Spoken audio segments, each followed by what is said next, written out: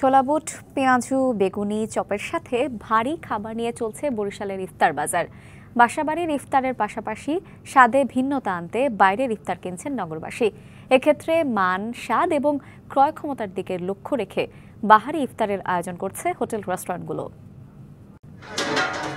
রোজার শুরু থেকেই নানা ইফতার সামগ্রীর পসরা সাজিয়ে বসছে বরিশালের হোটেলগুলো।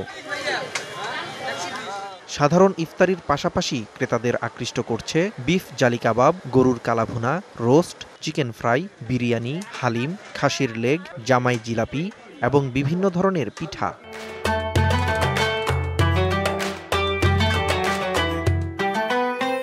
প্রাধান্য পাচ্ছে বিভিন্ন ধরনের মিষ্টি জাতীয় খাবারও। বিভিন্ন রকমের আইটেম পাওয়া যায়, যার কারণে এই জায়গায় প্রায় আসা হয়। এইখান থেকে আবার কালাভুনাটা নিতে আসি, পেন্নি নিতে আসি, জিলাপি নিতে আসি। এখান থেকে নিয়ে পরিবারের সাথেই বসি। একটু মুরগি মাসাল্লাম, তারপরে খাসির লেগ রোস্ট, কালো ভুনা। বরিশালের ঐতিহ্য হলো চিরা, দই, বুট, পেঁয়াজু। এর সাথে ব্যতিক্রম যে ইফতারিগুলো, সেই ইফতারিগুলো এই নাজেম থেকে আমরা নেই। ক্রেতা কম থাকলে ইফতারে ভিন্নতা আনা কঠিন, তাই এবছর ইফতারের আইটেম কমে এসেছে জানায় বিক্রেতারা।